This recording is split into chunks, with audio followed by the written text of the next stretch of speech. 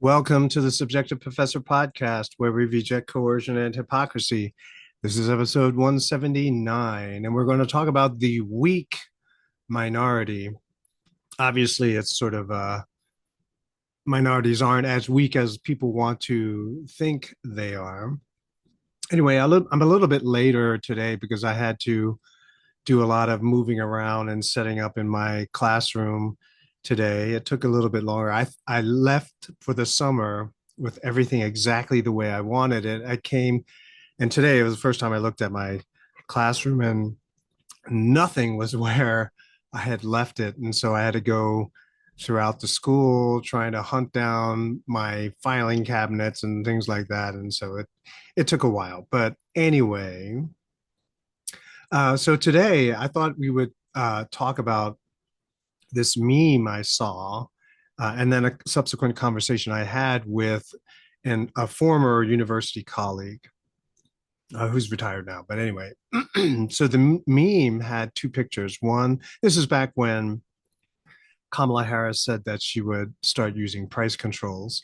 So the Newsweek title said that Javier Milei got rid of rent control in Argentina, housing supply skyrocketed. Right. So once you remove rent control, housing, the number of housing units available, it skyrockets. Right.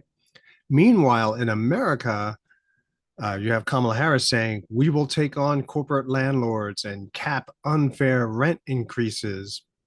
And so that basically is price control, rent control, call it whatever you will, but it's just simply uh, price controls. And so the caption I put with that picture was government control results in shortages because the regulations prevent people from making the better choices.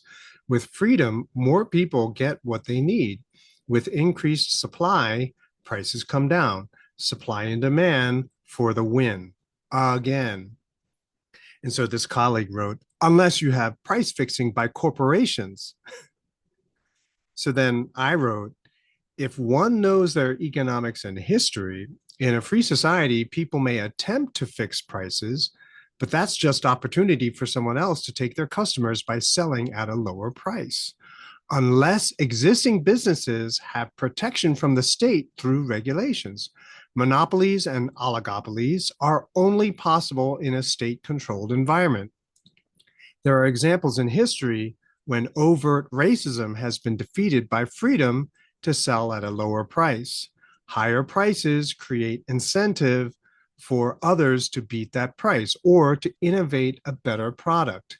Creativity and freedom for the win, right? And then his response, I thought that was a mic drop moment. I thought it was pretty clear. And he wrote back, I'm uncertain about the point you're trying to make. Price fixing slash gouging by corporate interests do not leave an opening for smaller groups to take away their customers. That is the danger inherent when a single manufacturer or a small group control a commodity such as oil, prescription drugs, commercial seeds, etc. Their goal is to forestall competition while maximizing their own profits. Open competition, I agree, fosters product improvement, benefiting producer and consumer alike. But for this to occur, the market playing field needs to be level and the rules obeyed. Too often, rules are something to be avoided. And so I wrote, nope, you got that entirely wrong. If company A is selling a product at $500 and company B is selling the same product at $100, you're telling me customers would not buy from company B because company A is a giant corporation? No, sir. People are not allowed to buy from company B because it's illegal. Example, there was a drug whose price was $13.50, was raised to $750 per pill overnight. Daraprim, you can look it up. So the name of the drug was Daraprim. Right after Obamacare passed, people could jack up prices like this. So the price of a single pill was $13.50. Now it was $750. So I continue. People were upset. There were stories about it. perhaps they wanted the price to return to $13.50. Personally, I would have gone to India with a large suitcase and brought as much as and bought as much as I could for 10 cents each. But then I would have been arrested as soon as I landed in the US as a drug smuggler for bringing that drug uh, in and then selling it at a lower price. The drug laws protect big pharma and the prices they want to charge. The Indian competition are not allowed to sell in America. That's what I'm talking about. Laws protect. The questions are, who do they protect and who do they harm? That's just one example of countless many, including rent control, which is price fixing. And he didn't respond to that. I am positive either he didn't read it or he didn't understand what I wrote, because clearly I was just elaborating on what I had written before. And I noticed that about a lot of these so-called lefties.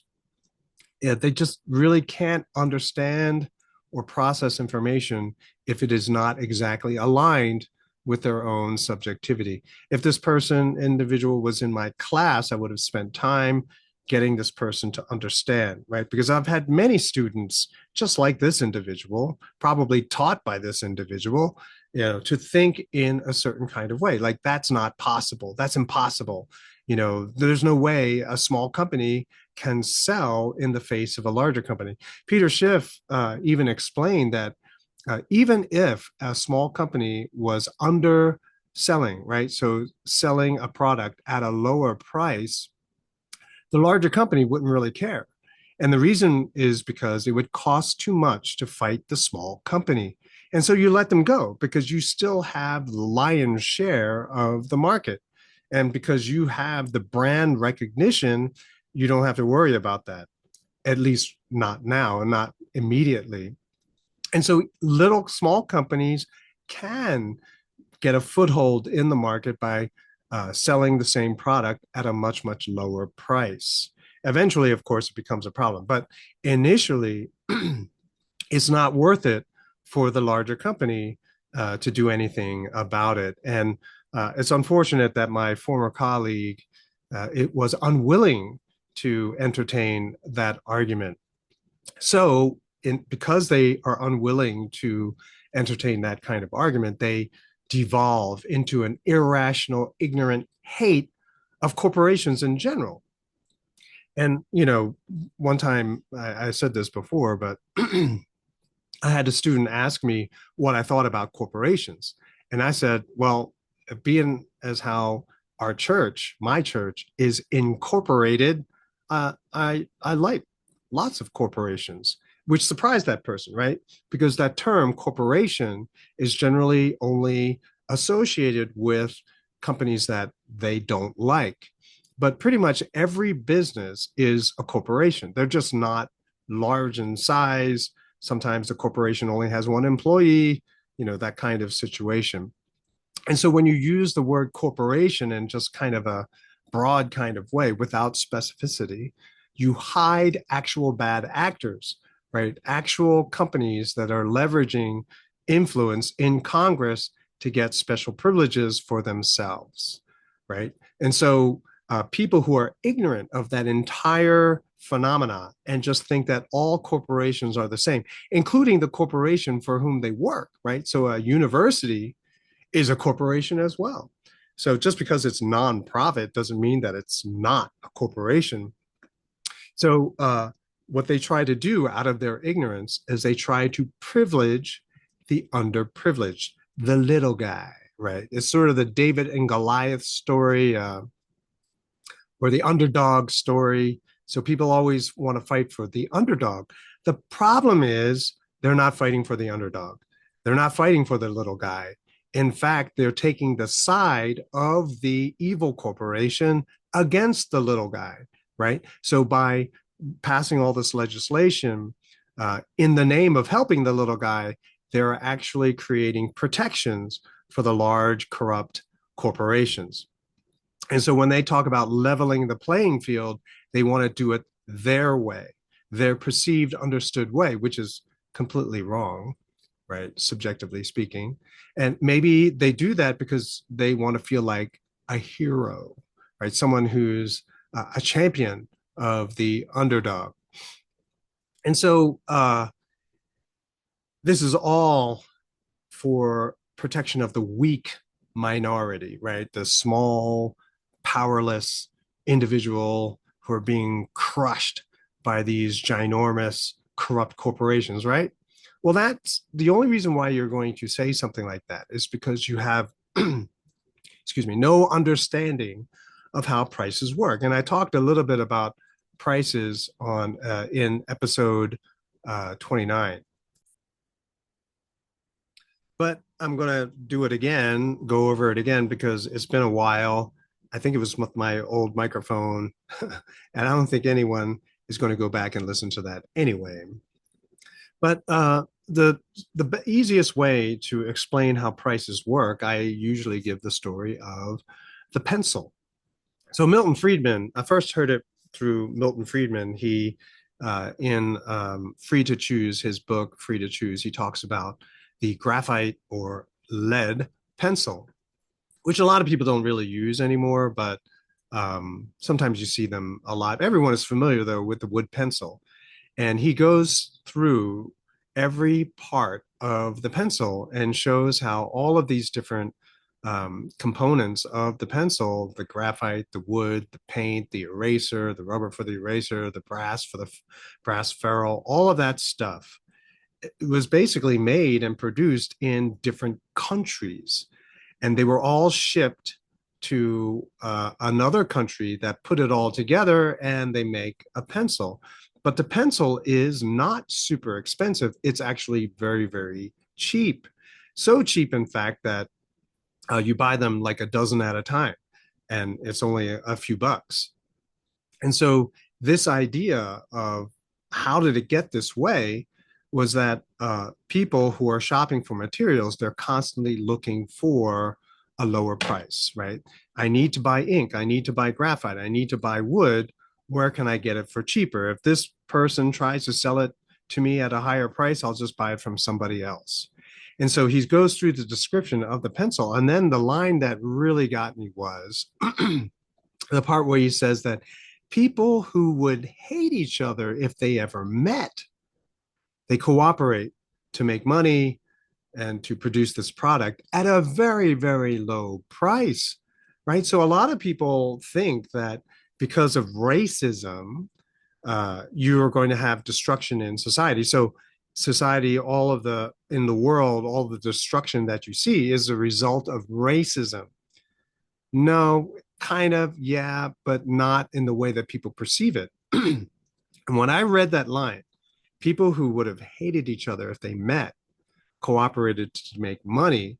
I realized in that moment, everything that I learned in race theory in grad school was wrong, right? Just straight up, I'm not even going to say subjectively wrong. It was just wrong, right? And on top of being wrong, it has led to violence all over the globe.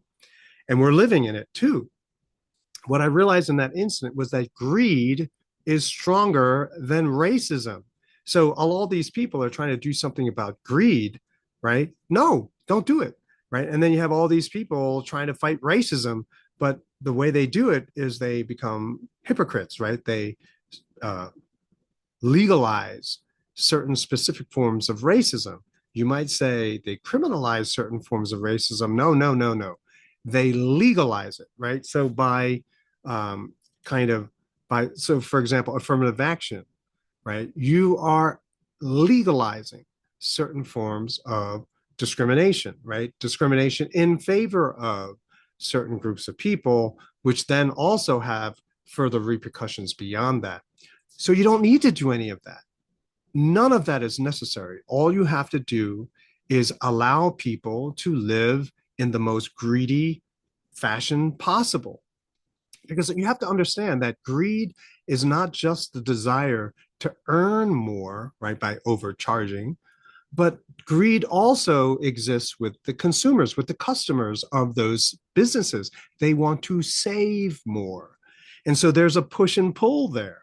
And with complete freedom, someone who arbitrarily wants to charge more and therefore get more money from the little guy, well, the little guy has the freedom, the power to choose where they spend their money, and they're not going to overpay, right? If they have a choice, they're not going to overpay. They're going to buy from the person who's selling this exact same thing at a lower price, which is what I was trying to explain to my colleague. But obviously, that never happens, right? Like he's probably never gone shopping, or he just doesn't realize that he does this all the time. He doesn't have a leg to stand on, and so therefore he can't process that information, right? So people like that, they can't process information where they are clearly wrong and therefore lose the argument. Take another step. Not only are we so greedy that we want to save more of our money, right? Not overspend, overpay for a product, but we will even buy from people that we don't like that much because we're going to save more money, right? In the marketplace, price is all that matters. No other arbitrary racialization. And if you've listened to my race videos, then you know that just all a race is a generalization based on a single identifiable characteristic.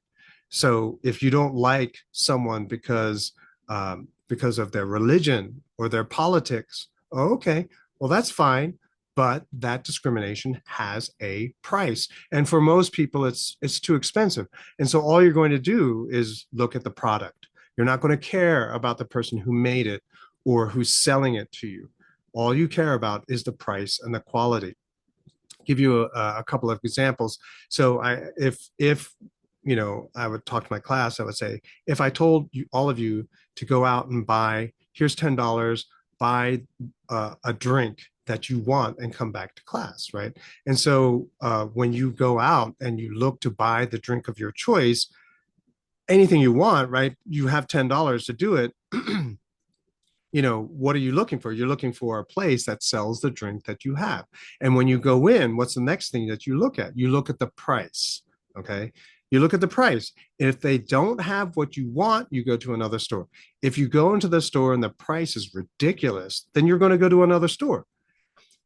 I asked everyone, right? So if you go into the store, what's the question that you ask? And everyone kind of looks at me and I say, right, you go up to the manager and you say, excuse me, what is your political affiliation?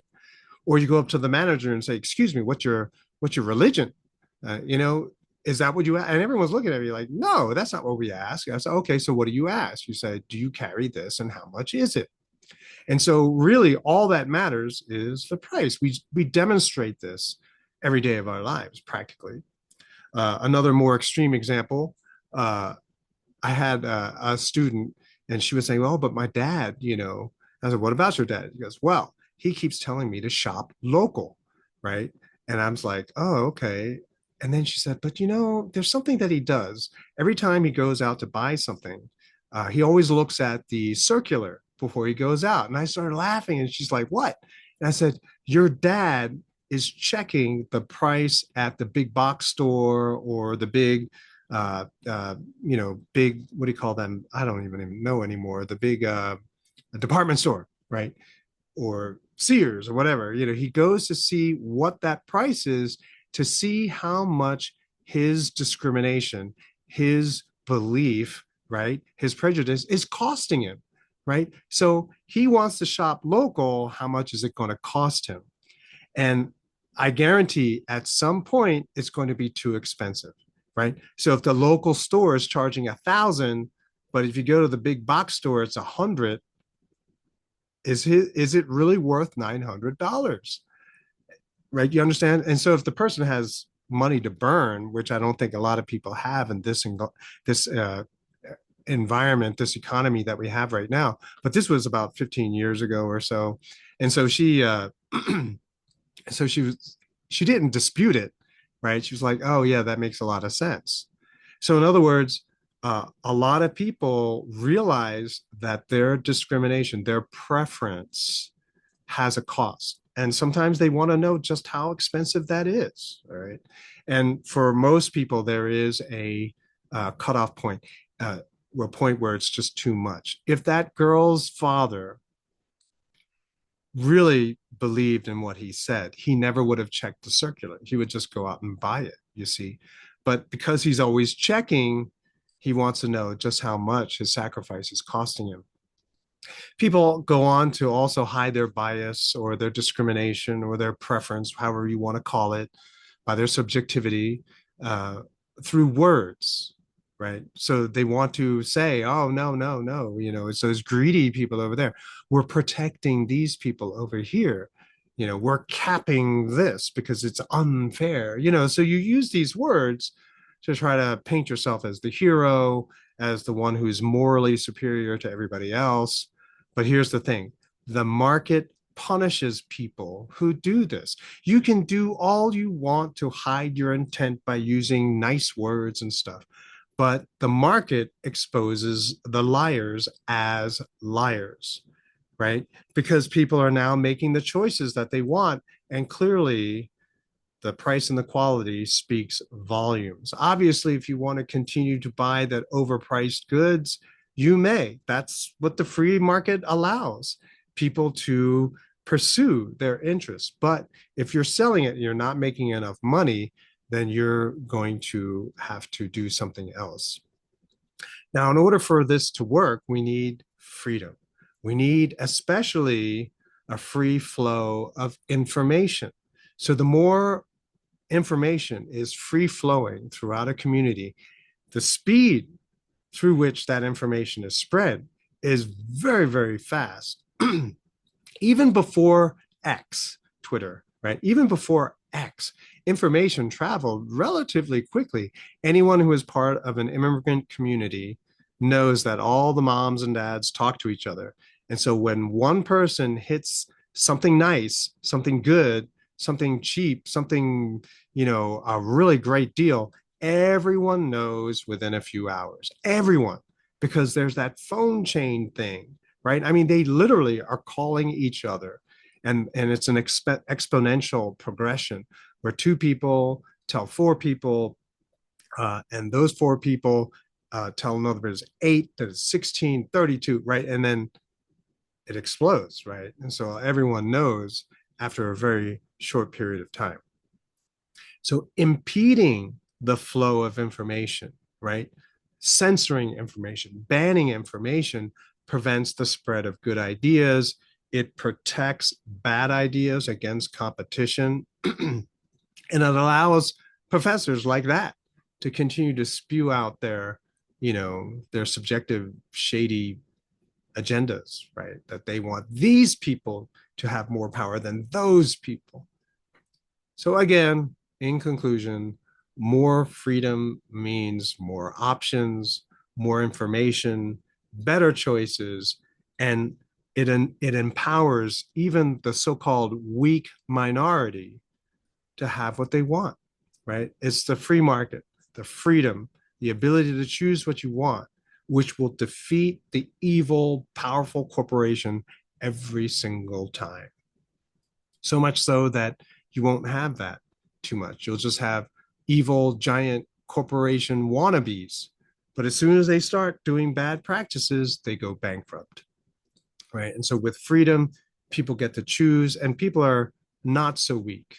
Armed with the knowledge of basic price and quality, they can choose what is best for them. That's it for today. I will talk to you guys next time.